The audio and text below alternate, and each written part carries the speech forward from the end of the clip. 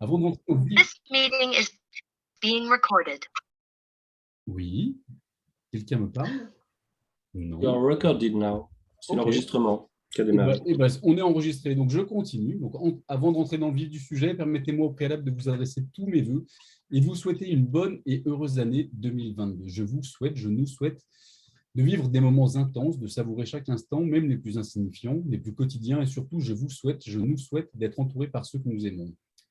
Je n'oublie pas la santé, le thème de ce webinaire. Pour l'OMS, la santé est un état de complet bien-être physique, mental et social et ne consiste pas seulement en une absence de maladie ou d'infirmité. Or, voilà maintenant près de 2 ans que l'humanité vit sous cloche au rythme de la crise sanitaire et de ce satané virus. Un virus qui a tout bousculé devant lui. Les États ont confiné leur population, la vie s'est ralentie, elle repart, elle hésite, elle toussote, s'immobilise encore, l'horizon ne cesse de nous échapper. Certes, nous avons collectivement appris de cette épreuve. Chacun de nous a constaté, parfois à ses dépens, que la santé était une priorité absolue, qu'il était grand temps de réinterroger nos politiques publiques en la matière, de donner plus de moyens à l'hôpital public et de prendre enfin conscience du rôle social de nos soignants. Nous avons aussi fait front commun, à de rares exceptions près. Néanmoins, si ces mesures successives de confinement ont permis de limiter la diffusion de la Covid-19, ainsi que le nombre de décès, elles ont fait émerger dans la durée une autre crise sanitaire, une crise qui ne porte toujours pas de nom, mais dont les symptômes sont aujourd'hui bien connus. Ils se nomment distanciation sociale, télétravail, cours à domicile, distance et isolement, et ont un impact qu'on ne mesure pas encore totalement sur la santé mentale des Français. Comme le disent très bien Éric Chenu et Daniel Avis, respectivement président et vice-président délégué de la Mutualité française, la pandémie a créé une urgence. Aujourd'hui, la question de la santé mentale, de sa prévention, de son traitement, se pose avec une acuité désarmante, d'autant que les chiffres donnent le vertige. J'en retiens 3. Chaque année, une personne sur 5 est touchée par un trouble psychique, soit 13 millions de personnes au total. 6 Français sur 10 déclarent avoir déjà ressenti un trouble ou une souffrance psychique, et ce pourcentage monte à 8 sur 10 chez les moins de 35 ans. Enfin, le taux de suicide est de 13,2 pour 100 000 habitants en France, soit l'un des niveaux les plus élevés des pays européens de développement comparable. Et la Bretagne est malheureusement en tête de ce funeste classement. Tous ces chiffres sont extraits du dernier observatoire Place de la Santé réalisé au printemps dernier par la Mutualité française auprès d'un échantillon représentatif de 1050 personnes. Ce dernier met en évidence 3 réalités. D'abord que la prévention en santé mentale est insuffisante, ensuite que les inégalités d'accès aux soins persistent, et enfin que le reste à charge freine souvent la consommation de soins. La crise sanitaire n'a rien arrangé. Depuis mars 2020, on estime en effet que la prévalence ou la survenue des troubles mentaux en France a plus que doublé. Notre capacité à créer du lien, à nous inscrire dans des relations sociales, joue très certainement un rôle majeur pour notre santé mentale. Alors, que se passe-t-il quand nos vies sont à l'arrêt? Pour aborder toutes ces questions et interroger les interactions entre lien social et santé mentale, nous avons convié 4 témoins. Élie Thérault, Christophe Moreau, Yannick Nadezan et enfin Gabi Cadiou. Élie Thérault, je vous présente, vous êtes coordinatrice du Conseil local de santé mentale de Brest. Christophe Moreau, vous êtes sociologue à Jeux de Vie pour Jeunesse Développement Intelligent. Yannick Nadezan, vous êtes adjoint à la ville de Rennes en charge de la santé du vieillissement et du vieillissement, sauf erreur de ma part. Et enfin, Gabi Cadiou, vous êtes conseillère régionale, présidente de la commission jeunesse, égalité et citoyenneté. Devant votre écran, n'oubliez pas que vous pouvez intervenir à n'importe quel moment en posant vos questions, en vous manifestant sur le chat. Nos invités se feront un plaisir d'échanger avec vous et de répondre à toutes vos questions. Mais avant d'entamer cette table ronde, je donne maintenant la parole à Fabienne Collas, présidente de la Mutualité française de Bretagne, qui va partager avec nous son regard sur les relations entremêlées entre santé mentale et lien social, mais qui va également nous parler de l'Observatoire de la santé publié en juin dernier, ainsi que sans doute des propositions faites par la Mutualité française pour avancer sur ces questions. Madame la Présidente, je vous donne la parole. Merci Christian. Alors, je ne vais sans doute pas répondre à toutes les questions que vous m'avez proposées, parce que sinon, nos intervenants n'auront pas la chance d'intervenir. En tout cas, je voulais vous saluer toutes et tous, même si je ne vous vois pas à l'écran. En tout cas, merci de nous avoir rejoints. Merci d'être présent à ce premier webinaire de l'année. Ce n'est pas le premier que nous organisons et ce ne sera pas le dernier, mais c'est en tout cas le premier pour 2022. On a fait le choix de l'organiser à l'occasion de la parution du dernier observatoire de la Mutualité française qui concerne la santé mentale en France. Voilà, et on avait également envie de relayer la contribution sur la santé mentale de notre fédération. Voilà, elle a formulé 10 propositions qui portent principalement sur la prévention, prévention, mais aussi communication, déstigmatisation des questions de santé mentale. Il y a des propositions qui concernent la prise en charge, l'amélioration de la prise en charge avec des propositions de nouveaux métiers. Et puis, bien sûr, ce qui nous tient également à cœur, il y a des propositions concernant l'accès financier aux soins. Voilà. Avant de vous faire part de quelques réflexions sur le sujet que nous avons choisi d'aborder ce soir, je voulais bien sûr vous adresser tous mes voeux pour 2022. C'est l'époque. Donc, bonne année et bonne santé à toutes et à tous. Je fais simple, mais je trouve qu'on n'a rien trouvé de mieux en termes de formule. Je sais que tous les ans, on essaie de trouver le slogan, la citation pour tenter d'être original. Mais finalement, bonne année, bonne santé, c'est complet. Par santé, on entend bien sûr la santé physique. Donc, bonne santé à vous physique ou meilleure santé, pour ceux qui connaissent des problèmes de santé. Mais on entend également la santé mentale ou psychique, morale, et également le bien-être social. Voilà, parce qu'en mutualité, on est attaché à cette approche un peu globale de la santé au sens de l'OMS. Et donc, ce soir, pour ce webinaire, nous avons souhaité nous intéresser davantage à la dimension sociale de la santé et du bien-être. Et on avait envie de privilégier une approche davantage sociologique et politique, d'où nos intervenants ce soir. Donc, merci à tous les quatre. Je trouve qu'on fait fort en ce début d'année. On a un sujet qui est ambitieux, qui est riche, et on a également une belle tribune, et avec une parité parfaite. Donc, merci à tous les quatre. Alors, je regrette bien sûr qu'on soit à distance les uns des autres. Et finalement, avec cet exercice qui est virtuel, je ne suis pas sûre qu'on illustre bien le sujet qui nous rassemble ce soir. Parce qu'en fait, en abordant la question des interactions entre santé mentale et lien social, il y a fort à parier que nos quatre invités vont évoquer l'importance des contacts humains, des relations interpersonnelles, du sentiment d'appartenance à un groupe. Et là, franchement, derrière l'écran, je ne sais pas comment vous êtes vous, mais moi, je me sens un peu seule. Voilà.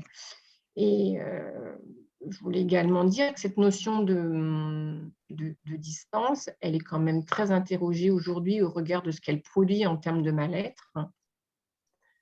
Pendant la crise sanitaire qui cesse de perdurer, il y a quand même beaucoup de questions de distance physique et distance sociale pour respecter les mesures sanitaires et les différentes consignes du gouvernement. Or, je ne vous l'apprendrai pas, l'homme a besoin d'être en relation avec d'autres pour se porter bien. Et des philosophes, des psychiatres ont alerté déjà pendant les confinements que quant à l'émergence d'une autre crise sanitaire qui serait liée à la détresse psychique d'une partie de la population française. Et aujourd'hui, ça se démontre bien. Les chiffres flambent quand même en termes de santé mentale, et ce sont surtout les femmes, les jeunes et les personnes âgées qui sont les plus touchées. Alors, pour compléter mon propos, j'ai envie de dire que la santé mentale, c'est un fait social total. Elle interroge nos comportements individuels, mais aussi nos choix collectifs, nos orientations politiques. Et finalement, elle pose la question du vivre ensemble. Or, notre société aujourd'hui, elle est fracturée. On songe aux inégalités sociales, territoriales qui ne cessent de se creuser. Les Français ont tendance à se replier sur eux-mêmes, à former des communautés à part. Et donc, j'aime bien la formule du psychiatre Serge Effès, qui lui parle de délabrement psychologique et psychiatrique, et qui attribue ça à l'idée que nous ne sommes plus portés par une société et des valeurs communes. Je pense qu'on aura l'occasion d'en discuter ce soir.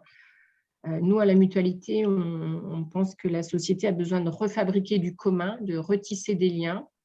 Au travers de notre congrès qui aura lieu en septembre prochain, nous proposerons d'entreprendre utilement en offrant un cadre permettant d'aider, d'être aidé, de s'entraider. un cadre dans lequel chacun peut être acteur de son destin et acteur du destin des autres. À la Mutualité française, nous avons également initié une conférence citoyenne, toujours sur le même sujet, hein, l'aide, l'entraide, les solidarités. Donc, elle a eu lieu en décembre dernier et elle a rendu un avis composé de 25 propositions. Je ne les formulerai pas, mais en tout cas, au travers de ces 25 propositions, il y a 3 idées fortes qui, je trouve, vont bien avec le sujet de ce soir. Les membres de la conférence préconisent de réduire l'isolement social, de favoriser l'engagement bénévole et de promouvoir la solidarité de proximité.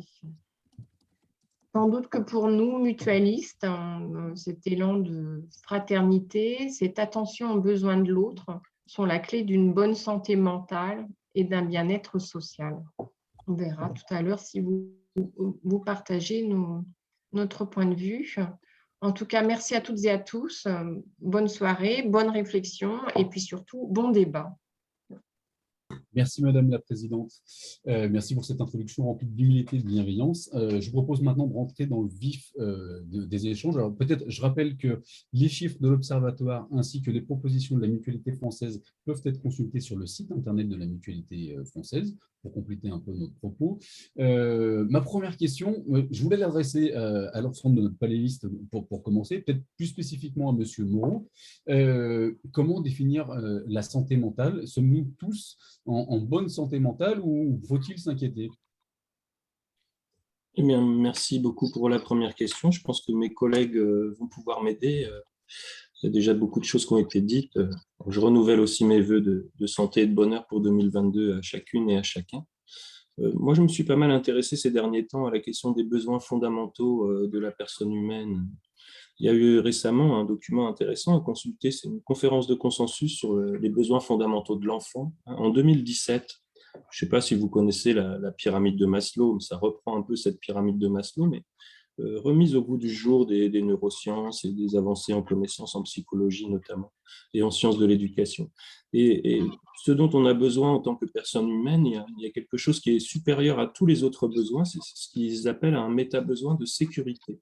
Donc l'être humain, pour être en bonne forme, en bonne santé, a un besoin supérieur à tous les autres, c'est un besoin de sécurité. Donc cette sécurité, elle se définit par trois besoins. C'est un besoin d'abord d'être en bonne santé physique, d'avoir de quoi s'alimenter, un besoin aussi de protection, avoir un toit sur la tête, avoir une assurance aussi financière minimum. Hein.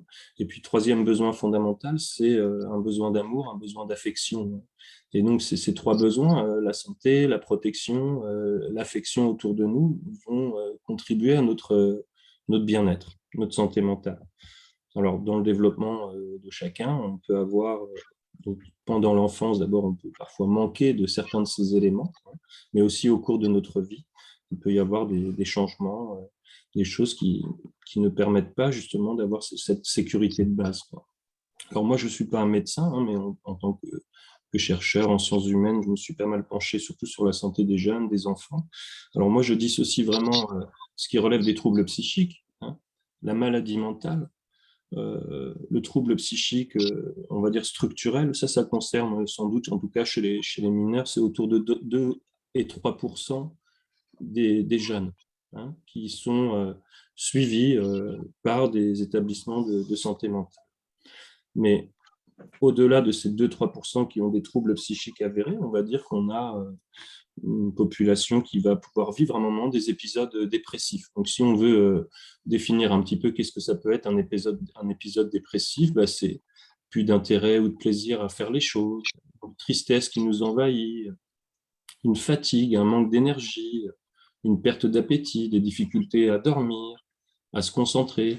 Et tout ça, ça concerne globalement autour de 11% de la population. Hein, donc, on peut dire qu'on a une petite minorité de gens qui ont besoin de soins dans les structures de santé mentale, mais on a aussi une partie des personnes qui a besoin sans doute d'être écoutées, d'être soutenues, et c'est plus de 10% de la population, disons, en général. Je ne parle pas de la période Covid. Hein.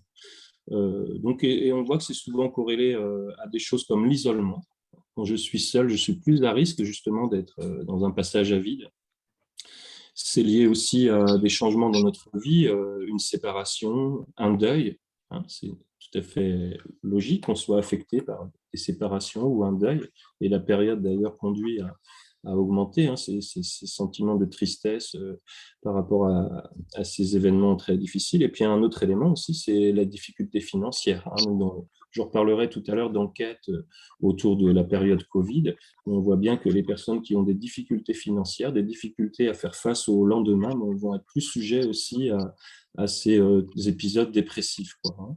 Donc, voilà un petit peu pour le définir à ma façon. En tout cas, on va voir que les choses se sont largement aggravées pendant la période Covid, mais c'est en tout cas au moins 11% de la population qui est sujette à cette difficulté de santé mentale.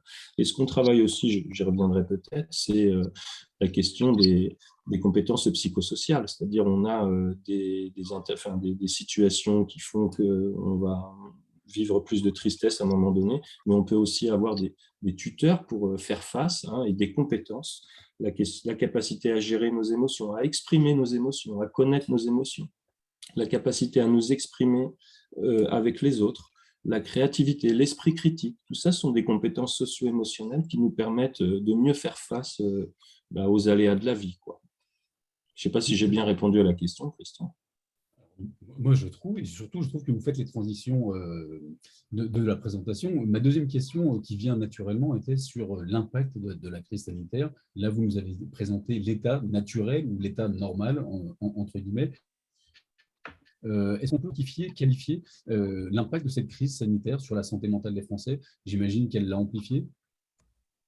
Oui, elle a largement amplifié. Je peux passer quelques chiffres si vous voulez, mais Je vous en prie. nous, avec notre petite équipe de Jeux de vie, on intervient régulièrement en milieu scolaire et ce qui a été frappant, c'est qu'on fait une petite météo des émotions avec des élèves, par exemple des lycéens. Et ce qui a été frappant, c'est la prégnance de la colère par rapport à ces situations de repli sur soi, les interdits liés à la gestion du Covid et le sentiment aussi de tristesse lié au deuil, hein. Tout ça, ça a pas mal envahi l'esprit des jeunes qu'on peut nous interroger dans le cadre de ces ateliers. Et je vais vous présenter juste quelques planches assez rapidement. Alors, plusieurs données pour croiser un petit peu les sources de données. Donc, ce sont Là, c'est un extrait du bulletin épidémiologique hebdomadaire donc de 2018, mais c'est sur des données du baromètre santé 2017 avant la Covid. C'est un peu ce que je vous disais, hein, on est autour de 11-12% de la population en moyenne générale qui va vivre des épisodes dépressifs. Ce qui n'a pas été dit encore, c'est que les femmes, la population féminine est davantage concernée, souvent 2 fois plus concernée, hein. Donc ça peut être une question aussi anthropologique importante, hein. Pourquoi les femmes sont davantage concernées? Je ne risquerai pas trop d'explications là-dessus, mais ce qu'on peut dire, c'est que souvent, en tout cas chez les jeunes, les garçons vont être plus dans l'agir, ils vont extérioriser un mal-être, ils vont passer à l'acte, ils vont faire des choses, ils vont essayer d'oublier ce qu'ils ressentent. Et par contre, du côté des jeunes femmes, on va avoir plus le besoin de se connecter à ce qu'on vit à l'intérieur, une plus grande reconnaissance, acceptation de ce qui est vécu à l'intérieur chez les jeunes femmes, en tout cas pour le public jeune, on peut dire qu'il y a cette différence-là. Alors par contre, sur le Covid, je vais vous montrer rapidement des chiffres. Donc là, c'est les enquêtes qui ont été faites aussi par le ministère de la Santé. Donc vous voyez donc on va repérer des facteurs d'épisodes dépressifs vécus au cours du mois. En 2014, ici, on nous donne 4% des 15-24 ans qui vont vivre des épisodes dépressifs au cours du mois. 2019, on est à 10%, donc on a déjà augmenté ces dernières années dans le développement de nos sociétés. Et pendant les épisodes de confinement, on est sur du x2. Et si je regarde aussi la différence entre les hommes et les femmes, donc en haut, on a les femmes, vous voyez, on est passé de 10 à 25%, donc une femme sur 4, enfin là je parle des jeunes femmes, une jeune femme sur 4 concernée par donc plus du doublement des épisodes dépressifs pendant le moment du confinement. Et même chose chez les garçons, donc on passe du simple au double, quoi. Et ce qui a été mis en avant aussi, c'est la qualité de l'habitat, c'est-à-dire que les gens qui étaient dans un habitat petit, qui n'avaient pas de balcon, qui avaient moins de capacité à s'oxygéner. Et ce qu'on sait aussi, c'est que dans un habitat plus dense, plus l'habitat est dense et plus les personnes ont été concernées par cette augmentation de la dépressivité. Hein. Donc oui, le Covid a plus que doublé la part de la population qui vit de la dépressivité. Mais il faut le Et en corréler avec plus, ça a pu l'environnement. aggraver des questions économiques, des difficultés économiques. On a pu aussi avoir des sentiments de tristesse autour du deuil, de la maladie. Donc tout ça vient expliquer en fait ces chiffres-là qui sont la photo en jaune. C'est vraiment mai 2020, je crois, pendant le confinement. D'accord. J'en profite pour vous soumettre une question qui nous est posée par Anne-Claire Gouache sur la pauvreté de notre vie intérieure n'est-elle pas en partie à l'origine du mal-être? Vous parliez des facteurs environnementaux sur l'état de notre santé mentale. Est-ce qu'au final, la quête de sens n'est pas aussi importante dans le sujet? Oui, probablement sur le long terme. Enfin, en tout cas, moi, sur le domaine que je connais le mieux, qui est celui de l'enfance et de la jeunesse, le premier facteur, c'est quand même l'affection, la relation d'amour, les relations d'attachement. Et les personnes qui font face à ce qu'on appelle de l'adversité, c'est-à-dire par exemple de l'abandonnisme ou un manque d'amour pendant l'enfance, vont être plus concernées. Hein. Donc il y a une question d'amour, d'affection qui est sans doute le premier élément. Ensuite, effectivement, il y a des questions de sens de la vie. Le sens de la vie déjà à travers des relations stables, à travers des règles de vie, hein, qui vont aussi jouer un rôle. Mais c'est vrai que la question, ce qu'on appelle la vie intérieure, donc on peut l'avoir d'un côté affectif, on peut l'avoir aussi du côté de la créativité, le fait d'avoir de la créativité, puis d'avoir aussi un sens à sa vie, ça va jouer, mais tout ça, ça se complète. Hein. Mais il y a effectivement le fait d'avoir un sens à sa vie, de savoir où on va, c'est sûrement un élément, mais la sécurité de base est quand même liée aux relations affectives qu'on a autour de nous, enfin, selon moi, hein, mais c'est évidemment des phénomènes complexes. Monsieur Nadezan, j'en profite pour vous donner la parole. Comment se portent aujourd'hui les Rennais? Et ma question porte sur la préoccupation qui est quand même déjà ancienne de la ville sur ces questions-là. Qu'est-ce que vous avez mis en place en termes d'action concrètement sur le terrain, sur ces sujets-là, et avec quel objectif? Alors, je ne dispose pas. D'abord, bonsoir à toutes et tous et merci pour l'invitation et cette initiative de la part de la Mutualité française et de Ouest France. Moi, je ne dispose pas d'un baromètre qui est aussi précis que celui de M. Moreau. Et à vrai dire, je ne vois pas pourquoi les Rennais échapperaient à ces tendances générales. Après, je crois que comme tout à chacun, on observe. Alors en plus, on est dans une période très particulière où on est dans une reprise de la crise sanitaire et je crois qu'il y a un effet répétition qui fait qu'il y a une forme de ras-le-bol, de fatigue, de tendance à se dire mais est-ce qu'on va voir le bout du tunnel qui touche chacun. Et puis, je crois qu'il y a un certain nombre d'aspects qui ont été mis en avant par M. Moreau à l'instant. Et je retiens aussi qu'il y a évidemment tout ce qui est lié aux fragilités qu'on peut avoir dans nos parcours de vie. Et je ne néglige pas les aspects très matériels, de besoins très basiques. La Banque alimentaire de Rennes, ces 3 dernières années, c'est une augmentation de 70% des sollicitations par les habitants. Donc, la combinaison des effets, je dirais, de stress, de fragilisation psychologique qu'on peut avoir en lien avec cette crise sanitaire et qui nous touche toutes et tous, elle se double de conditions matérielles qui sont plus délicates. Donc, évidemment qu'on est touché sur notre territoire comme on l'est ailleurs. Sur nos manières d'approcher ces questions-là et ce sujet, et encore une fois, je vous remercie de le poser. Je crois qu'il est vraiment crucial. Peut-être quelques fondamentaux de notre philosophie. Se dire que nous, si on considère qu'évidemment que la question du soin, de l'approche de la souffrance psychologique, du soin, des troubles psychiques, elle est importante et je vais y revenir. On pense aussi que la meilleure manière d'aborder la question de la santé mentale comme territoire, c'est indirectement par tout ce qui concerne notre cadre de vie.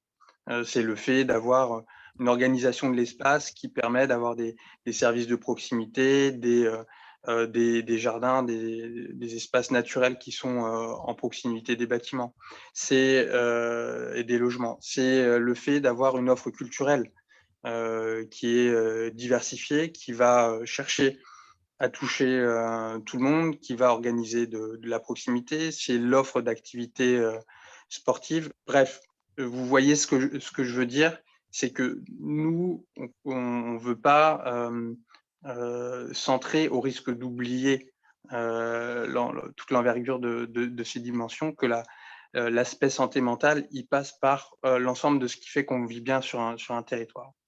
Le deuxième aspect, il est directement lié, c'est qu'à notre sens, on a tous une santé mentale. Après, elle est plus ou moins bonne en fonction des individus, elle est plus ou moins bonne en fonction des moments qu'on traverse dans notre vie. Et je crois que c'est important de le souligner, parce qu'on peut entendre parfois, et souvent en lien avec des approches qui sont assez stigmatisantes, que la santé mentale, finalement, elle pourrait ne concerner qu'une partie de notre population, et de manière parfois caricaturale, parce que même les personnes qui souffrent de troubles psychiques, elles ne vivent pas que des états de crise, elles vivent aussi des états dans leur vie où c'est aussi des citoyens de la ville, et des gens qui participent de la cité. Et de ce point de vue-là, peut-être souligner deux choses. C'est que lorsque on a été à la sortie du premier confinement, la première chose qu'on a mise en place, en plus de tous les aspects, je dirais, très, très directs dans la gestion de la crise, ça a été l'initiative Un été à Rennes. Ça a été de faire en sorte qu'on ait beaucoup plus d'activités que ce qu'on fait d'habitude sur le territoire rennais durant la période estivale, qui était une période où à la fois les choses étaient ouvertes par rapport au confinement, une période où on se disait que beaucoup de Rennaises et de Rennais ne pourraient pas partir en vacances, et de toute façon, même en temps normal, c'est le cas, et que ce retour au lien social, à la découverte d'un certain nombre d'activités culturelles, sportives, etc., et de rencontres et de création de liens sociaux était très importante dans ce moment-là. Et puis, peut-être le dernier aspect que je souhaite souligner un peu sur les fondamentaux, peut-être avant de rentrer dans les détails d'actions concrètes, c'est une approche de la santé où nous, on considère que la population a à être actrice elle-même de sa propre santé. Et sur les aspects santé mentale, c'est pour ça qu'on a au sein de notre conseil local en santé mentale, le conseil rennais en santé mentale, un groupe de travail participation, pour que les usagers soient eux-mêmes acteurs d'initiatives. Et c'est notamment ce qu'on a avec les groupes d'entraide mutuelle.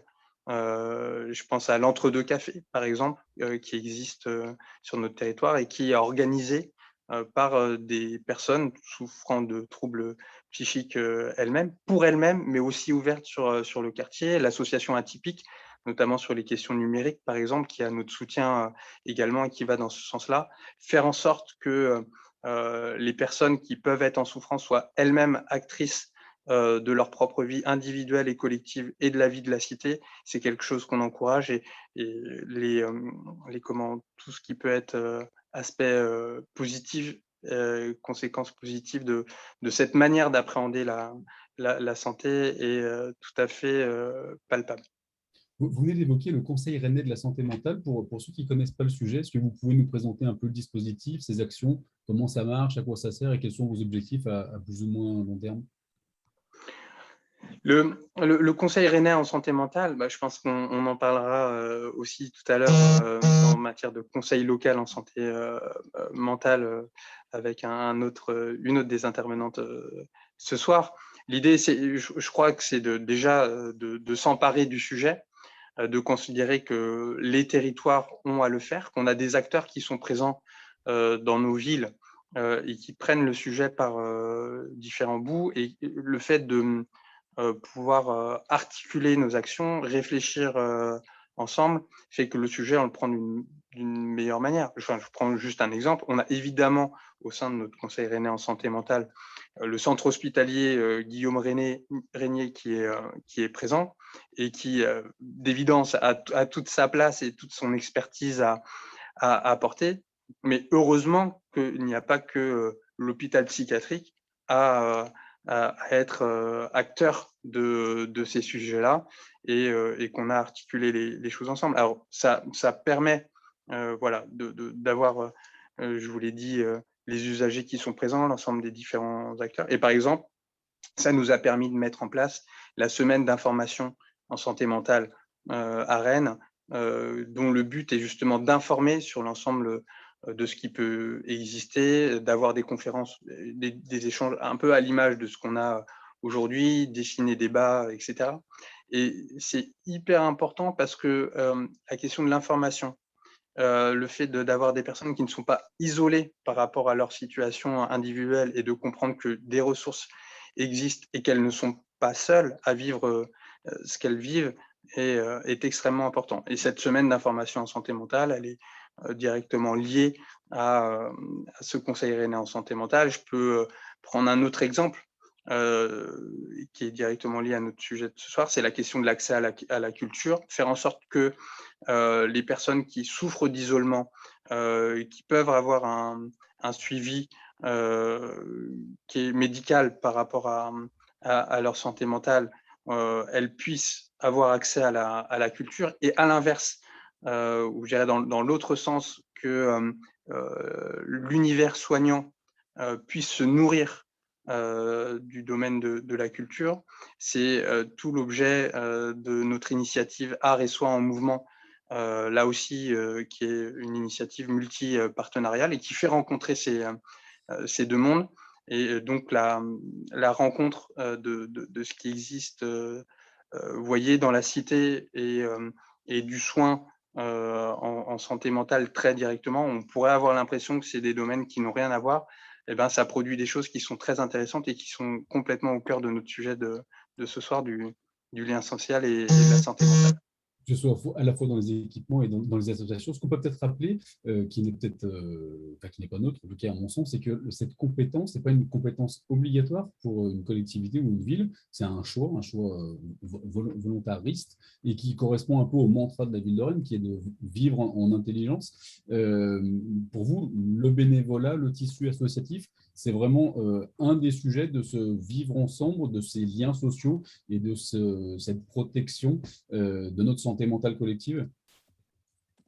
Oui, absolument. Je crois que je l'ai assez développé, mais on marche sur deux jambes. Je dirais qu'il y a l'ensemble de ces aspects, et puis il y a aussi tout ce qui va relever, je dirais, de l'expertise professionnelle, du soin, etc. Dans ce qui fait cité, ville, vivre ensemble. Et la question de la prévention, je pense aussi par exemple à ce qu'on a mis en place avec notre service santé enfance, avec l'intervention de psychologues dans les crèches, auprès des écoles et en maternelle et en élémentaire, le fait de pouvoir travailler avec les professionnels, y compris les professionnels libéraux. Je pense par exemple au travail formidable qui est réalisé par l'association Santé Vigeant Borgard qui regroupe un certain nombre de professionnels auprès des enfants. Et je rebondis un peu sur ce que disait Christophe Moreau tout à l'heure, notamment sur la question du développement des capacités psychosociales et qui justement aide à faire en sorte qu'on ait des enfants, des jeunes, des futurs adultes aussi, qui soient mieux armés pour pouvoir faire face aux épisodes de la vie. Et on est aussi, alors vous le disiez, en tant que collectivité sur des compétences qui sont des compétences qui ne sont pas obligatoires. Je crois que la période a complètement montré que les territoires avaient vocation à agir, en tout cas qu'ils avaient leur utilité. Dans la crise qu'on a connue, on a pu aussi soutenir, par exemple, des renforts en professionnels et en psychologues, notamment auprès des jeunes et des étudiants, ou aussi sur des professionnels qui sont particulièrement engagés, faire en sorte de mettre à disposition des locaux gratuitement. Voilà. Donc, je crois que l'intervention possible des villes, elle est large, et à la fois sur l'aspect santé directement avec les professionnels concernés, et on a de la chance de pouvoir avoir cette ressource qui est présente sur nos villes. Et puis, indirectement, j'ai dit, mais je crois que ça a vraiment de l'importance sur l'ensemble de ce qui fait la qualité du cadre de vie. Sachant que du côté de Rennes, en tout cas pendant la crise du Covid, tout le monde a joué collectif. Je pense notamment aux équipes du TNB qui ont accueilli des étudiants sur site, qui ont monté des projets aussi culturels sur site avec les étudiants pour créer justement du lien pendant cette période de fragilité exacerbée.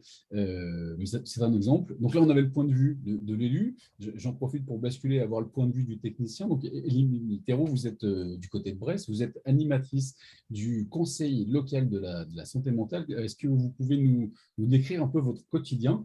C'est quoi un conseil local de la santé mentale? Qu'est-ce qu'on y fait? Quelles informations on y trouve? À qui ça s'adresse? Bonsoir à toutes et à tous. Et j'en profite aussi pour adresser mes vœux à la suite de mes coéquipiers et coéquipières. Je vais quand même faire un petit point de définition en amont pour toutes celles et ceux qui ne seraient pas à l'aise forcément avec la notion de conseil local de santé mentale. Ça peut paraître un peu obscur, notamment si j'utilise son diminutif par la suite qui est CLSM. Promis, je vais essayer de faire en sorte que ce soit le seul Vous acronyme utilisez que les de la acronymes, soirée. vous allez me perdre, Élie. Donc, un conseil local de santé mentale, c'est avant tout un espace de concertation ciblé sur un territoire. C'est un territoire donné qui n'est pas nécessairement celui d'une ville, mais qui peut être celui d'une communauté d'agglomération, par exemple. Ça dépend beaucoup. Il y en a environ 250 actuellement en France qui sont en activité, et il y en a une quarantaine d'autres qui sont en cours de création. Donc, c'est assez énorme, et il y en a de plus en plus. C'est des espaces collectifs qui visent à recenser, renforcer la concertation au sein du territoire de tous les acteurs et les actrices de la santé mentale, qu'il s'agisse d'élus, qu'il s'agisse de professionnels de santé, de psychologues, d'usagers de la psychiatrie, d'associations, de travailleurs du secteur social, du secteur socio-culturel. Et l'objectif principal du Conseil local de santé mentale, alors peut-être à débattre, mais à mon sens, c'est la promotion de la santé mentale sous toutes ses formes. Donc, effectivement, pour rebondir sur les propos de M. Nadezan, ce n'est pas exclusivement travailler avec la notion de psychiatrie en tête sur la santé mentale, mais plutôt d'utiliser une définition plus globale, comme celle de Christophe Moreau, c'est-à-dire de quelque chose qui concernerait tout un chacun. Peut-être un bref point historique, les conseils locaux de santé mentale ont commencé à être cités sous des formes et des amplitudes diverses depuis le début des années 80, la fin des années 70. Il y a eu un grand nombre d'incitations à la formation de collectifs formels autour de la santé mentale entre la fin des années 70 et le début des années 2000, mais c'est vraiment au début des années 2000, avec l'émergence de notions comme celle de la démocratie sanitaire, démocratie en santé, que les conseils locaux de santé mentale ont émergé tels qu'on les connaît aujourd'hui. Ce n'est pas des compétences qui sont obligatoires sur un territoire, bien sûr, comme cela a déjà été dit. C'est-à-dire qu'une ville ou une communauté de communes ou n'importe quelle structure fait le choix de créer un conseil de manière volontaire. Ce qui signifie, et ça je le précise, un engagement humain et un engagement financier dans cette aventure. Une fois qu'on a dit ça, on peut se demander Un conseil local de santé mentale, un CLSM, ça fait quoi? C'est ouvert quelle heure et quelle heure, vous recevez qui et vous faites quoi? C'est ça.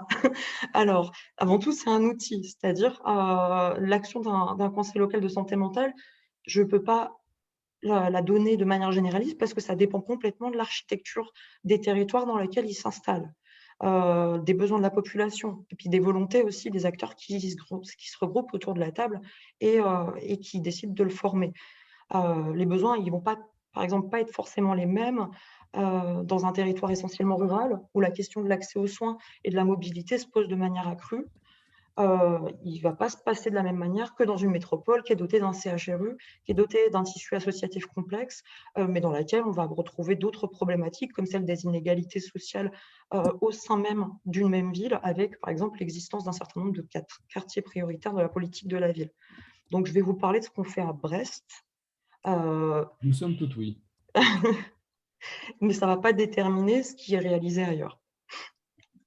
Donc Brest, pour recontextualiser, parce que tout le monde ne connaît peut-être pas très bien Brest, c'est une ville de à peu près 140 000 habitants, qui est située dans une métropole de 208 000 habitants. Le conseil local de santé mentale est situé à l'échelle ville, mais on en parlera peut-être après, je ne sais pas si on aura le temps, c'est un peu plus complexe que ça dans les faits. C'est une métropole et une ville étudiante qui a franchi en 2021 le cap des 30 000 étudiants, donc beaucoup de jeunes.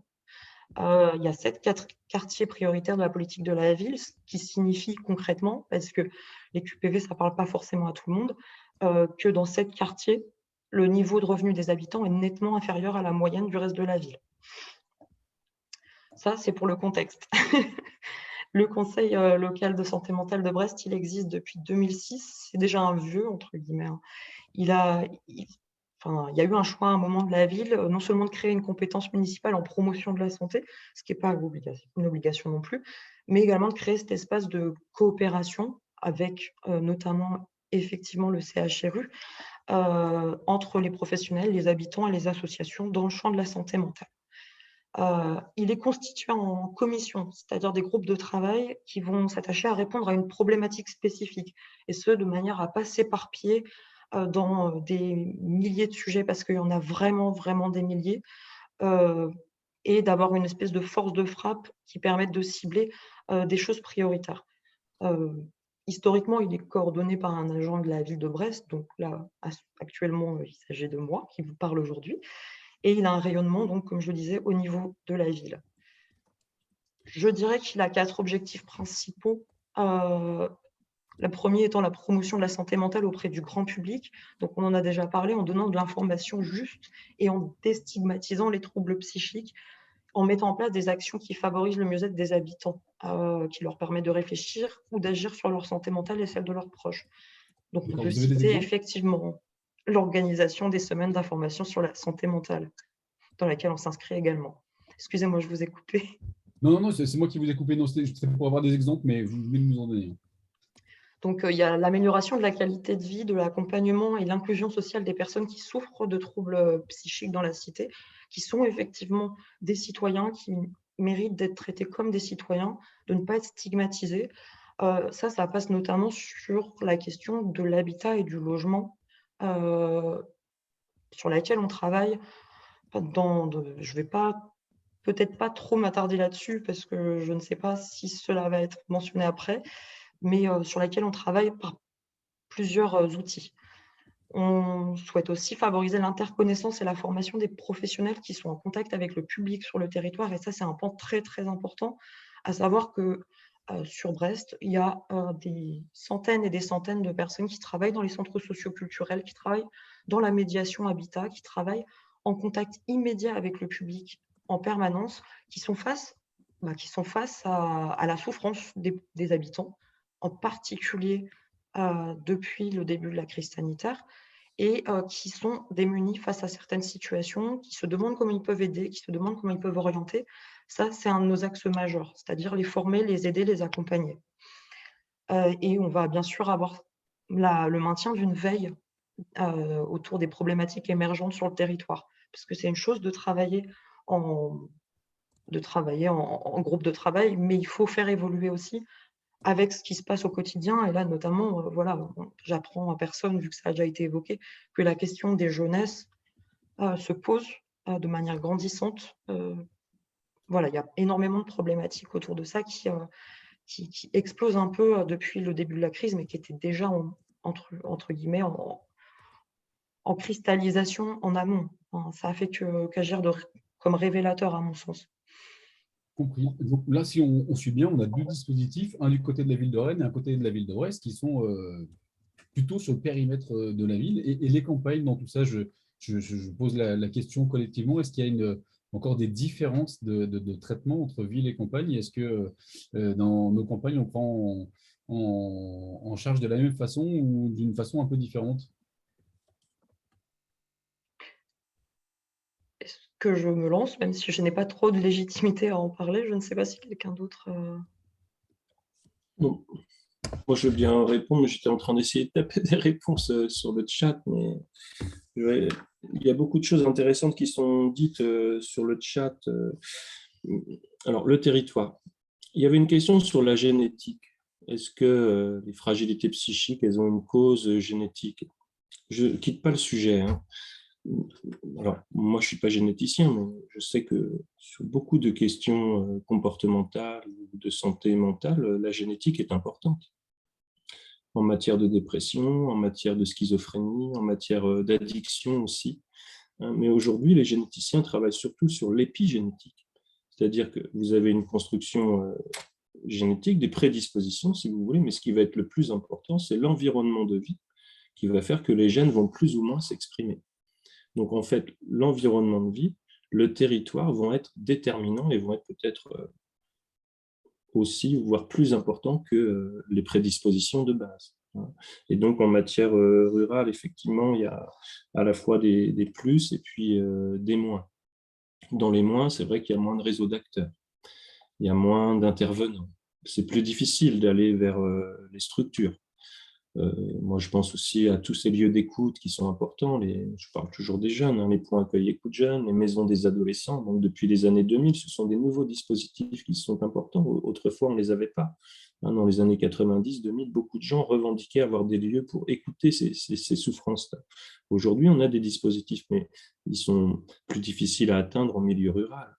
Hein, donc, et autre chose, c'est qu'il y a moins de réseaux d'acteurs. Quand les gens travaillent ensemble, c'est toujours mieux pour repérer et accompagner les personnes. Eh bien, en milieu rural, on a un petit peu moins de réseaux d'acteurs. Donc ça fait partie des moins. Par contre, il y a des plus aussi. Parmi les plus, ça va être les relations de voisinage, l'environnement de vie, des solidarités qui existent encore avec votre voisin et qui existent peut-être moins en milieu urbain. Donc, le rapport au vivant aussi, hein, le rapport à la nature, le rapport au vivant, aux arbres, et tout ça, ça vient aussi conforter le bien-être. Donc, en milieu rural, il y a des faiblesses, mais il y a aussi des points qui sont beaucoup plus riches, hein, pour préserver, en fait. Donc, un des enjeux, et c'est ce que travaille d'ailleurs la Mutualité française, hein, c'est d'aider tous ces professionnels de l'écoute, de l'éducation et du social à travailler ensemble pour mieux se connaître, partager le même langage. Et je pense au réseau MISACO, les réseaux de prévention du suicide. Ça, ce sont des réseaux assez efficaces. J'ai travaillé récemment sur un territoire de la région bretonne. Et on avait donc à peu près 20% on avait fait une estimation des jeunes fragiles sur un territoire à partir de différents critères. Je ne rentre pas dans les détails, mais il y avait à peu près 20% des jeunes fragilisés qui étaient écoutés sur l'ensemble de ce territoire, qui pouvaient accéder à des lieux d'écoute. Et quand on avait un réseau MISACO sur un des territoires, on doublait, on était à 40% des jeunes qui étaient en contact avec les lieux d'écoute. Donc ça veut bien dire qu'il y a un enjeu à bosser ensemble, à se connaître. Donc, c'est des réseaux qui permettent de se former ensemble, d'organiser des petits événements, des rencontres. Et ça, c'est un des enjeux en milieu rural. Après, j'avais envie de répondre à différentes questions et c'est un petit peu lié aussi à la question des territoires, mais on s'en éloigne un peu. Il y avait une question sur les nouvelles générations. Est-ce qu'elles sont moins Oui, peut-être avant de parler des nouvelles générations, parce que c'était mes questions suivantes, je voulais donner la parole quand même à Madame Cadiou, à qui je ne l'ai pas confié encore pour l'instant et je m'en excuse. Madame Cadiou, vous êtes conseillère régionale et en préparant ce webinaire, vous m'avez dit que la région était vigilante à ce qu'il n'y ait pas de trou dans la raquette. Alors, évidemment, dans les collectivités, la proximité, c'est les communes. Au-dessus, on a les interpôts, les communautés d'agglo, puis le département, plutôt sur le social et plutôt sur le rural, et la région qui chapeaute tout. Quel est le rôle de la région sur le sujet? Madame Cadiou, je l'ai perdu. Alors, Christian, Madame Cadiou a eu un problème de connexion, donc elle se reconnecte. D'accord, ok. Eh bien, écoutez, je vous propose, Monsieur Moreau, comme vous me le proposiez, qu'on parle de la jeunesse, et puis on reviendra à la région tout à l'heure. Donc, la jeunesse, public fragile, s'il en est. Ben, en tout cas, est-ce que les jeunes sont plus prédisposés aujourd'hui à avoir des difficultés, des souffrances psychiques? Alors sans doute qu'on est plus sensible aujourd'hui à ces questions-là. Et surtout, ce que j'avais envie de dire, c'est que ce qui me paraît massif aujourd'hui, c'est la notion de on a gagné en liberté par rapport aux autres générations.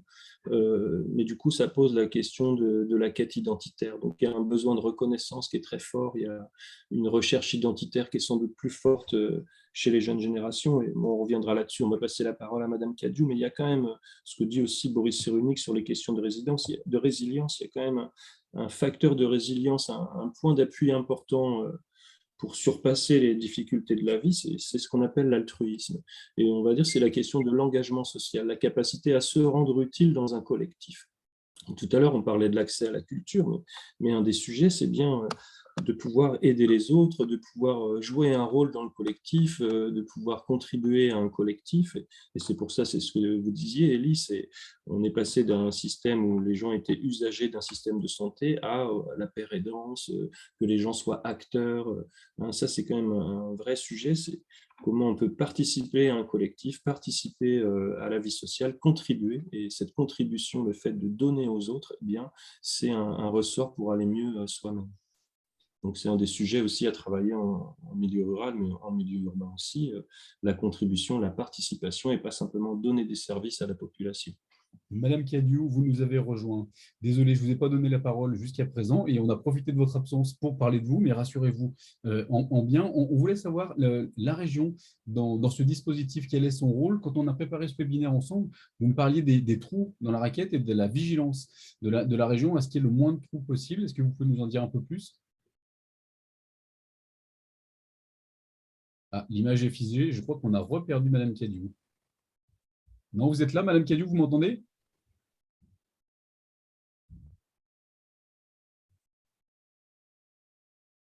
Petit moment de solitude.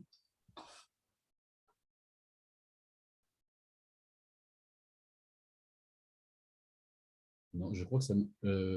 D'après moi, vous n'avez pas le son, mais est-ce que vous avez l'image? Le son, l'image ou le micro? Madame Cadiou?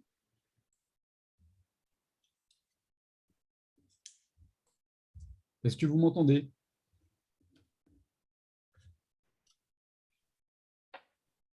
Ah, elle entend très mal depuis 10 minutes. Donc j'ai l'impression que ça ne s'arrange pas plus que ça. Ok, bon, Monsieur Moreau, j'en profite, je vous redonne la parole. Donc vous intervenez dans le cadre de Jeunesse Développement Intelligent, jeu de vie. Est-ce que vous pouvez nous en dire un peu plus? Oui, alors je suis désolée, depuis 10 minutes, un quart d'heure, j'ai de gros soucis de son. Là, je n'ai pas entendu le dernier quart d'heure. Est-ce que vous m'entendez? On vous entend très bien. Enfin, en tout cas, pour ma part, je vous entends très bien et j'espère qu'il en est du même du côté de nos panélistes et de nos auditeurs. Je vois des hochements de tête, donc j'imagine que c'est bon. On s'interrogeait, quand on a préparé le webinaire ensemble, vous me parliez des trous dans la raquette et de la Je vais essayer en coupant la caméra. Est-ce que vous m'entendez? Oui, on vous entend très bien. Est-ce que vous…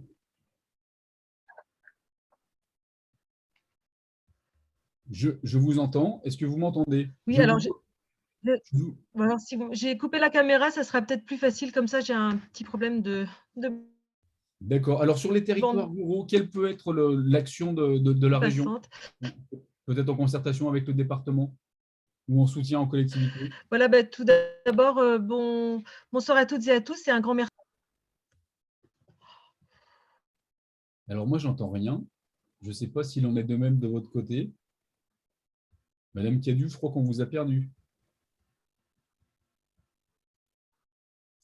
Ah, l'image est revenue, mais toujours pas le son. Alors, je vous entends. Vous m'entendez là? Un mot sur, Je suis un mot sur désolée. trois. On vous entend? Est-ce que vous m'entendez? Oui.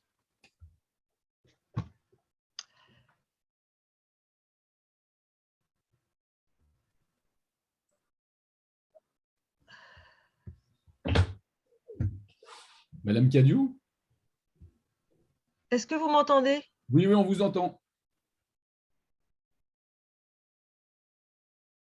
Oh mince. Je vais essayer en me reconnectant. Ça marche très bien, on vous entend. Différemment, je me déconnecte et je reviens. Ok, bon, bah c'est un choix. Nous, on vous suit dans ce choix. Donc Monsieur Moreau, je reviens vers vous. Jeu de vie, dites-nous en plus. Bon, je ne sais pas si c'est un sujet très intéressant. Moi, ça m'intéresse parce que j'ai cru comprendre que vous étiez un dispositif de recherche et d'appui aux collectivités. Comment vous pouvez les aider à construire des outils, des politiques pour répondre à ces questions-là? Oui, ben, nous, on fait plusieurs choses. On fait trois choses, en fait. On fait de l'accompagnement de politique publique sur tout ce qui est adolescence et jeunesse. Et on fait aussi un petit peu de recherche sur les conduites à risque des jeunes et puis la protection de l'enfance, les besoins particuliers des enfants suivis en protection de l'enfance. Et on fait aussi un petit peu de formation. Alors, ben, nous, notre travail, c'est simplement de croiser les regards, interroger la population, interroger les professionnels et aider les élus dans leur stratégie.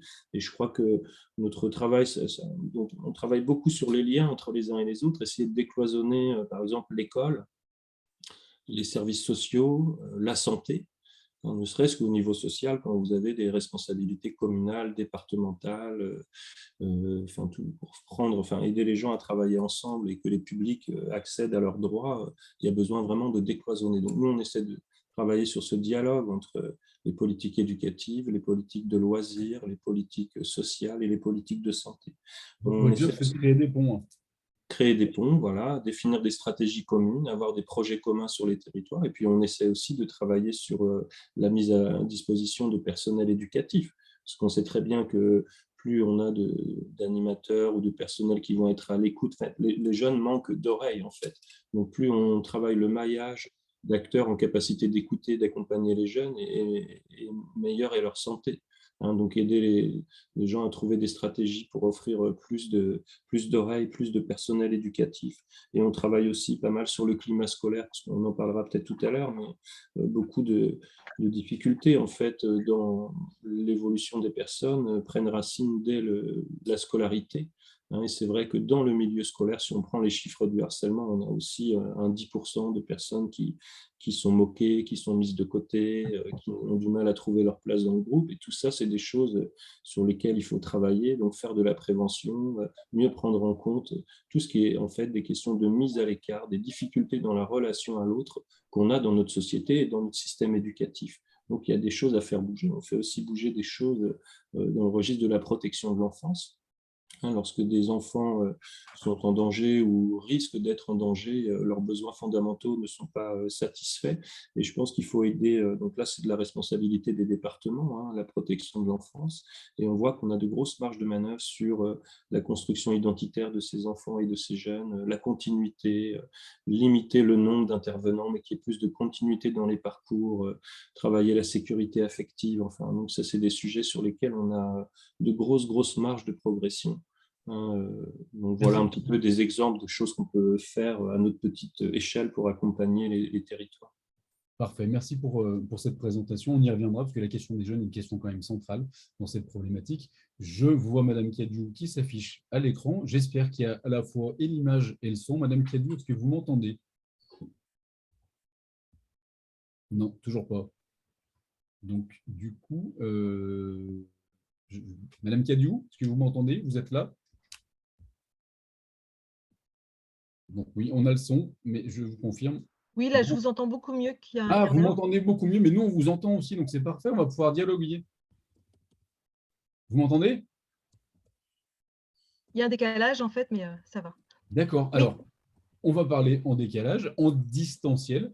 Profitons-en. On s'interrogeait sur les compétences et les actions de la région en la matière. Je répète pour une troisième fois, quand on a préparé le webinaire ensemble, vous me parliez des trous dans la raquette et de la vigilance de la région pour intervenir, mettre de la cohérence et du lien dans tout ça. Concrètement, ça donne quoi?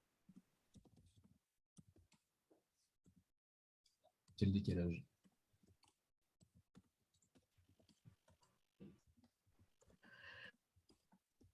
Oui, alors c'est vrai que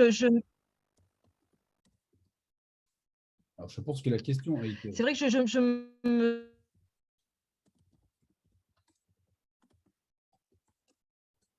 me souviens très bien avoir utilisé cette expression de trou dans la jeunesse mise en place en Bretagne et notamment dans le cadre de la mise en place de notre plan de mobilisation. Vous m'entendez? Oui. Oui. Oui.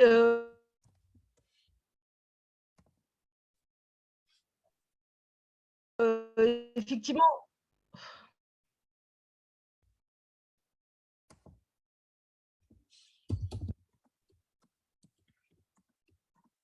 Alors, le plan numérique Bretagne n'est pas arrivé partout encore. Vive la fibre. Exactement. On vous entend, mais par alternance. Là, est-ce que c'est bon? Est-ce qu'on a une fenêtre qui s'ouvre?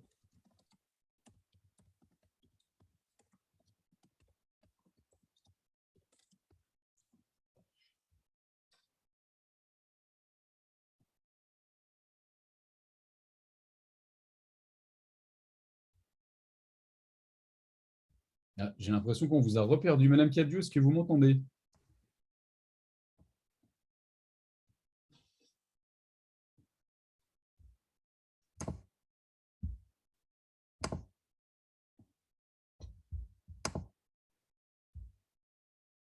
Bon, écoutez, on va faire une interruption avec la région de quelques minutes jusqu'à ce que ces problèmes techniques soient purgés. Revenons à notre sujet, de la santé mentale et plus particulièrement le public fragile, notamment la jeunesse. On voit aujourd'hui qu'il y a une anxiété particulière chez les jeunes, qu'elle soit écologique, politique. C'est la question que je voulais poser à Madame Cadou, mais j'espère pouvoir lui poser après.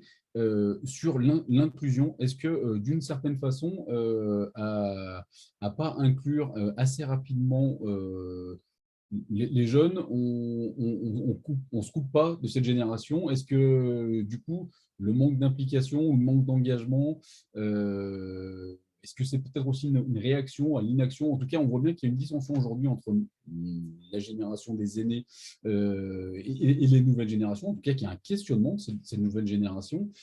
Comment on peut refabriquer du lien commun et refaire communauté? Est-ce qu'on n'a pas loupé quelque chose ou est-ce qu'il est encore temps d'agir? Monsieur Nanezane, les petits Rennais. Christophe Moreau est un bien meilleur spécialiste des jeunesses que moi, mais je pense qu'il faut se garder peut-être d'être trop caricatural sur les jeunes, sur leur investissement dans la cité. Alors peut-être que ça prend des formes différentes que celles auxquelles on pourrait s'attendre, mais moi je vois qu'ils peuvent d'une part répondre présent quand il y a des cadres qui sont bien mis en place pour ça. Et dans un certain nombre d'initiatives qui sont menées à Rennes, on peut le constater, mais surtout, ils sont capables d'inventer eux-mêmes des formes qui ne sont pas ce que nous, on imagine, ce que les institutions peuvent imaginer et mettre en place. Et je pense qu'on a peut-être plutôt à s'interroger sur notre capacité collective à répondre à leurs aspirations et aux formes d'action qu'ils envisagent et qui parfois, sans nous attendre, y mettent en place. Et je pense que c'est aussi comme ça qu'il faut qu'on se pose ces questions. Et je pense qu'il ne faut pas qu'on oublie, et je crois qu'on l'oublie trop souvent, que sur les questions de conditions de vie matérielles, on a des générations, une génération qui est particulièrement en difficulté, et les histoires qu'on peut se raconter sur la jeunesse, c'est sympa, c'est la fête, etc. Évidemment que c'est une partie de la réalité, mais il y a aussi une partie qui est beaucoup plus délicate, avec de l'isolement, avec de la pauvreté. Et je crois que tout ce qui a été de l'ordre, par exemple, des épiceries solidaires, ou de l'accès à l'alimentation de manière plus ou moins spontanée ou organisée, qui a été faite durant les confinements ou l'épisode dur, et qui continue d'ailleurs, de la crise sanitaire, démontre à la fois la capacité d'organisation et de solidarité de la part des jeunes, et de l'autre côté, à quel point ils peuvent aussi être en détresse sur leurs conditions de vie matérielles. Oui, pardon, excusez-moi, j'étais en train de consulter les questions. Non, mais je suis d'accord avec vous. Excusez ma question maladroite, mais c'était sur le sujet que je voulais faire rebondir Madame Cadiou, qui, pendant la préparation du webinaire, me parlait de tout ce que le conseil régional avait fait, notamment avec le conseil régional des jeunes, et que le fait d'inclure ces jeunes de la réflexion à la prise de décision générait un engagement et une appétence pour la chose publique et le sujet politique, qui était peut-être à même de renverser un peu le paradigme, et que, vous l'avez justement souligné, la question de la confiance et de l'engagement, elle était primordiale. Oui, alors je peux peut-être rebondir, vu que je vous entends beaucoup mieux là. Parfait. Si vous m'entendez, une dernière tentative et j'arrêterai de gâcher votre votre webinaire, sinon. Parlez-nous du conseil régional du de la conseil jeunesse. régional des jeunes, peut-être. D'accord. Alors, en fait, le Conseil régional des jeunes existe en fait depuis 2004. En fait, on n'a pas attendu que la loi nous l'impose pour mettre en place et pour s'occuper de notre jeunesse en fait en Bretagne. Il existe depuis 2004. C'est une assemblée qui est constituée en fait de jeunes lycéens et apprentis de Bretagne. Ils sont 166. Ils sont élus pour 2 ans, donc en seconde première ou première terminale, voilà, on les élus pour 2 ans. Donc, ils ont à peu près 18 sessions. Ils se retrouvent un mercredi par mois hors vacances scolaires. Donc, voilà, c'est assez chronophage pour les jeunes. Et donc, moi, je me suis retrouvée en charge de ce conseil régional des jeunes en 2016, quand Jean-Yves Le Drian nous a donné nos délégations. Et en fait, à ce moment-là, c'était donc une assemblée des jeunes qui construisaient au sein de leur commission, qui construisaient des outils qui devaient servir plus ou moins modestement en fait à la vie citoyenne de leur lycée. Et moi, il m'a semblé important en fait d'intégrer en fait le regard des jeunes sur nos politiques publiques, de faire en sorte que les adultes travaillent avec les jeunes et leur demandent leur regard sur les politiques, mais pas forcément des politiques qui concernent la jeunesse en fait. Donc sur le premier mandat en fait de 2016 à 2018, voilà, quelques élus sont venus à la rencontre des jeunes, ont échangé, discuté avec eux, et il s'avère que ça leur a énormément plu. Donc sur le mandat suivant, 2018-2020, les jeunes ont travaillé sur des sollicitations d'élus, notamment autour des langues de Bretagne. Par exemple, Léna Louarn les avait sollicités parce que sur les années 2000, elle n'avait rien et pas de documents, donc ils ont écrit des textes, ils ont fait des micro-trottoirs, ils ont élaboré des questionnaires, ils sont allés même plus loin que ce qu'on leur avait demandé, ils ont même fait des propositions qui ont été adoptées en l'état dans l'hémicycle en fait. Et du coup, ça fait un petit peu boule de neige et là maintenant, on a depuis ce mandat-ci, depuis les nouvelles élections régionales, on a ouvert nos instances en fait aux jeunes. Il y a eu la création d'une nouvelle commission jeunesse, égalité, citoyenneté que j'ai la chance de présider. Et il y a 2 jeunes qui sont titulaires de cette commission, 4 jeunes en tout, 2 titulaires, 2 suppléants, et ils participent au débat politique.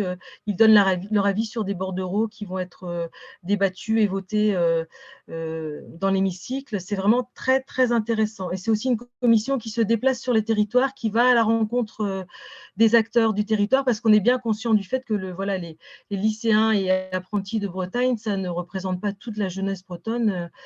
Voilà, donc, mais c'est quand même, donc si je peux m'exprimer ainsi, un immersion des jeunes dans le sujet politique.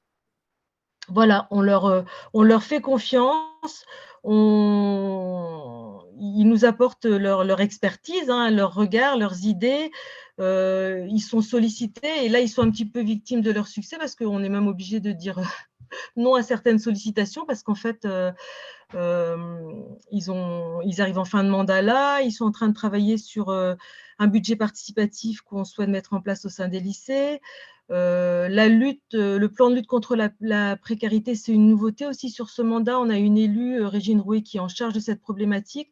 On a aussi Lénaïque Briero, qui est élue sur Rennes et qui est chargée de mission et qui va s'occuper aussi de ce projet-là à la région Bretagne. Et elle a sollicité les jeunes du Conseil régional des jeunes et on mettra en place des choses avec eux. Et c'est aussi ce Conseil régional des jeunes qui passe les points d'accueil écoute jeunesse, si je ne me trompe pas. Et non, ça c'est autre chose. En fait, les points d'accueil écoute jeunes, en fait, ils existent en Bretagne depuis 2002. Ils sont soutenus par la région depuis 2005 et ils accueillent en fait de façon inconditionnelle, anonyme et gratuite des jeunes, des groupes de jeunes ou des jeunes accompagnés de leurs parents. Voilà, pour un premier appui, un conseil, une orientation. Mais ça, c'est pas à l'initiative de la région au départ. Je crois que M. Moreau a travaillé aussi avec le Conseil régional de Bretagne sur ces dispositifs. Et il s'avère qu'au regard du contexte sanitaire, on a eu de plus en plus de demandes autour de ces points d'accueil écoute jeunes là et on souhaite les élargir sur tout le territoire et en lien avec l'ARS et avec la CAF. On travaille vraiment pour que tout le territoire soit couvert par ces points d'accueil écoute jeunes. Alors, je suis désolé, je vais être obligé de jouer les maîtres du temps. Il est déjà 19h15 et on a pas mal de questions, mais comme je vois de moins en moins bien, je me penche sur mon écran pour essayer de les déchiffrer et de vous les soumettre. Alors, je ne sais pas si je peux vous les adresser à toutes directement. J'en prends une. La première, serait-il envisageable que les mutuelles puissent rembourser une séance par an de la thérapie au choix de la personne, un peu comme on peut avoir une séance d'ostéo par an? Je ne sais pas si quelqu'un, si l'un de nos panélistes ou Madame Colas souhaite rebondir ou répondre à cette question. Sinon, je peux en prendre une autre. J'en avais une sur les sentinelles et sur l'intérêt du dispositif. Une sorte de vigie, si je comprends bien. Madame Thérault. Il y a beaucoup de questions. Bon, je ne sais pas, moi j'essaie de répondre à certaines par écrit. Et en tout cas, sur Sentinelle, moi j'évoquais à la personne qui avait écrit ce message un dispositif qui existe en milieu scolaire qui s'appelle Sentinelle et référent. Hein, ça est porté par Santé Mentale France. Et l'idée, c'est en fait d'éviter les mises à l'écart. Parce que tout à l'heure, on parlait un petit peu du harcèlement scolaire, et c'est vrai que le mal-être peut s'originer dans des mises à l'écart, une difficulté à trouver sa place dans le groupe et tout. Et donc, il existe des dispositifs où là, on est vraiment sur le développement du pouvoir d'agir des jeunes. Ce n'est pas les adultes qui gèrent les problèmes de harcèlement. Ils les gèrent aussi, bien sûr, il y a des adultes avec, mais ce sont les jeunes qui, en fait, luttent contre l'isolement en milieu scolaire. Donc, quand un des copains, enfin, un des élèves est isolé tout seul sur son banc, un peu différent, etc., l'idée, c'est d'aller vers lui, de l'inclure dans des activités collectives et, en fait, de lutter contre l'isolement en milieu scolaire. Bon, c'est ce que j'avais compris de Sentinelle. Il y a peut-être plein d'autres dispositifs, mais en tout cas, l'idée quand même sur cette question de santé mentale et de lien social, c'est, Monsieur Nadezan disait en matière de jeunesse, il ne faut pas caricaturer, c'est-à-dire que 80% ou 85% des jeunes sont en pleine forme et sont en créativité, etc. Maintenant, on a un volume de 10, 15, 20% de jeunes qui sont beaucoup plus fragiles. Et la question, c'est comment on lutte contre leur isolement, on leur permet de prendre la parole et d'aller exprimer leur première souffrance assez rapidement. Et il y a peut-être une dernière chose que je voulais dire à ce sujet-là, ça n'a pas été dit, mais une des difficultés qu'on a en France, et quand on se compare à l'international sur ces questions de santé mentale, on n'est pas très bon, parce qu'on peut dire qu'il y a un vrai souci de tyrannie du diplôme en France. C'est-à-dire que tout notre système éducatif et notre carrière sociale est liée à la réussite scolaire et au diplôme qu'on va avoir.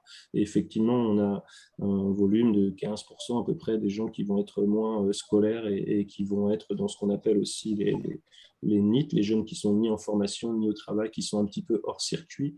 Et donc ça peut s'originer dans la difficulté à réussir à l'école. Donc on a un vrai souci, c'est valoriser les personnes au-delà de leur réussite scolaire et faciliter les liens entre l'école et puis le monde du travail pour que chacun puisse trouver une utilité, même s'il n'a pas une licence ou un master. Et ça, c'est des gros sujets. Et je pense que ce qui caractérise la société française avec cette prégnance de la dépressivité chez les jeunes, c'est lié à la tyrannie du diplôme. Et il faut trouver absolument des solutions pour lutter contre ça dans notre système scolaire et faire des liens entre l'école et le monde social, le monde du travail, pour que chacun puisse trouver son utilité. Si je vous comprends bien, l'insertion professionnelle est un enjeu crucial pour cette problématique. Oui, oui. Comme le logement qu'évoquait M. Nadezan tout à l'heure, et les conditions matérielles ou les conditions de ressources. Moi, j'avais une dernière question à vous poser. Je vous la pose à l'ensemble de nos panélistes qui concerne les rythmes de vie. On en a discuté avec M. Nadezan en préparant le webinaire. Il existe du côté de Rennes une officine un peu particulière, alors excusez-moi pour le terme officine, qui s'appelle le Bureau des temps, mais qui réfléchit de façon un peu originale sur ces questions-là. Le lien social, la santé mentale, c'est aussi re-questionner notre rapport au travail et notre rapport à notre vie perso. On est en France à la fois performant, à la fois très disponible pour notre travail, un peu moins pour le reste. Est-ce que réaménager nos temps ou réfléchir à les organiser différemment, ce n'est pas aussi se redonner du temps pour renforcer les liens sociaux, faire plus de bénévolat et peut-être aussi faire de la prévention contre les maladies mentales? Je ne sais pas si la question s'adresse à moi ou non, à c'est à l'Assemblée, mais si vous voulez répondre, M. Nadezan, je vous donne la parole sans aucune difficulté. Non, peut-être dire que le bureau des temps, alors c'est pas du tout une officine secrète, hein, c'est Edmond Hervé qui avait pris l'initiative qui était assez nouvelle en France à l'époque, même s'il y a quelques autres villes qui l'ont faite, et inspiré d'initiatives qui existaient dans des villes italiennes. Et où l'idée, c'était de se rendre compte que l'approche temporelle, finalement, ça pouvait changer beaucoup de choses dans nos vies et que les territoires avaient peut-être à s'en emparer avec des possibilités d'action très, très concrètes, hein. Par exemple, quand on a la réflexion sur les horaires d'ouverture de certains services publics, pour qu'ils fonctionnent bien, à la fois pour les agents et pour le public, on peut bénéficier de l'expertise du bureau des temps. C'est aussi ce qui nous a amené, par exemple, à travailler sur l'aménagement des horaires avec l'université, des horaires de l'université, notamment pour le matin, et faire en sorte que l'heure de pointe sur le métro, elle soit étalée pour qu'on ait plus d'accessibilité au métro aux heures de pointe avec une infrastructure qui était identique. Donc, le bureau des temps, il nous permet d'avoir tout un ensemble notamment de conférences qui s'organisent sur différents thèmes qui ont trait au temps, donc certains qu'on a abordés aujourd'hui. D'évidence, il y a pas mal de travaux là-dessus.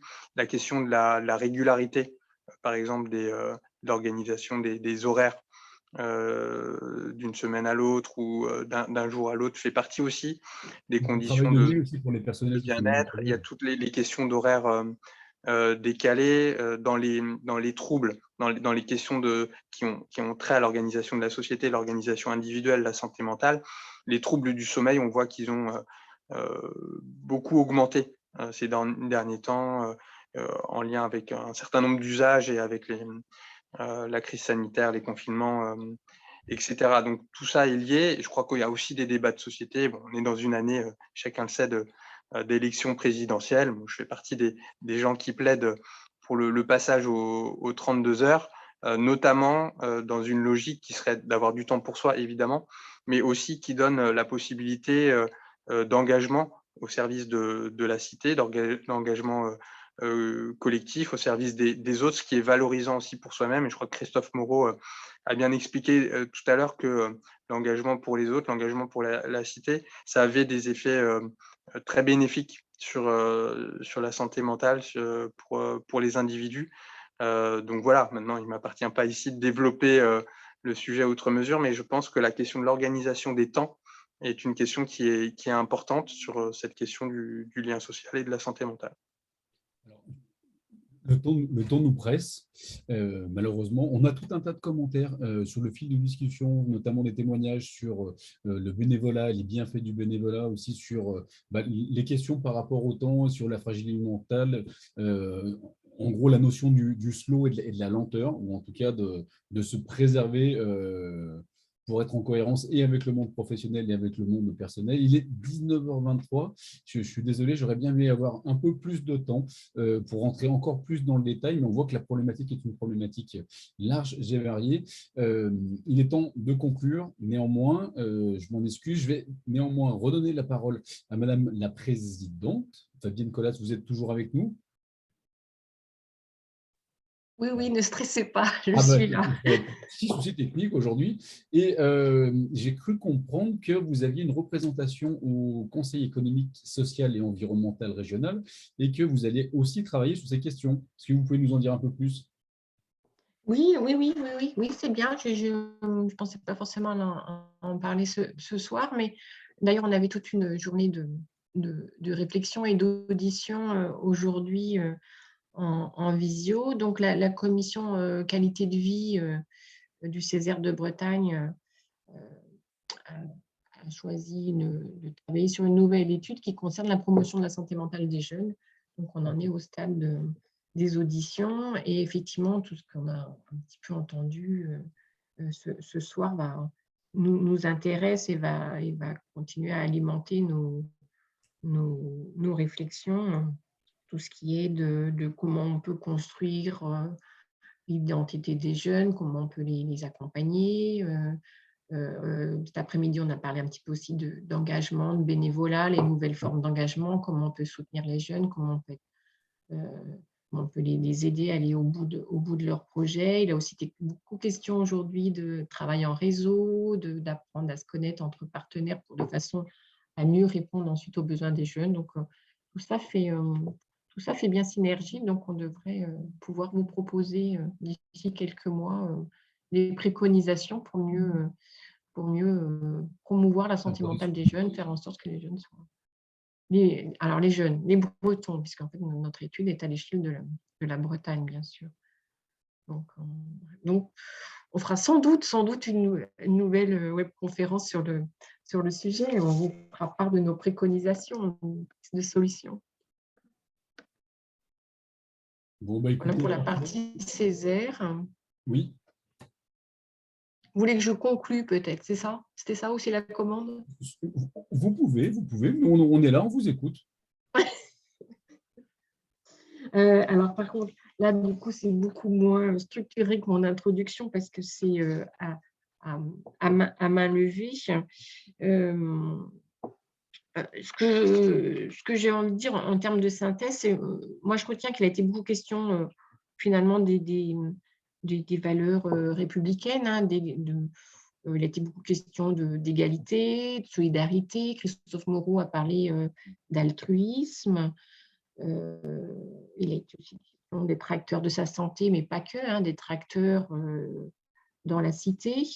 Alors, le mot fraternité, il n'a pas été directement employé, mais je pense qu'on a quand même tourné autour. Il a été question de citoyenneté, d'avoir des sentinelles.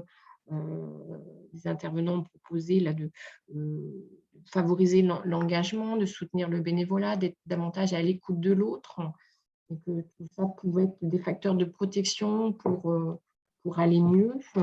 Et donc, du coup, j'ai presque envie, pour continuer à faire la publicité pour la mutualité, de conclure en prenant pour support la carte de vœux de la mutualité française. Alors, peut-être que certains l'ont reçue, je ne sais pas si on peut la… Voilà, si on peut la… de blanc-rouge et les traits, voilà, aux couleurs du drapeau français, elle est très, voilà, et donc elle porte bien sur les trois valeurs républicaines. Alors après, forcément, nous on décline derrière ce qu'on souhaite faire passer comme message. Mais si je veux prendre appui là-dessus, c'était entre autres plus pour… je pense qu'il y a quelque chose à creuser autour du portage, du partage de ces valeurs-là pour aller mieux, pour aller bien, pour permettre aux jeunes de bien se construire. Et je voulais plus insister sur peut-être la fraternité.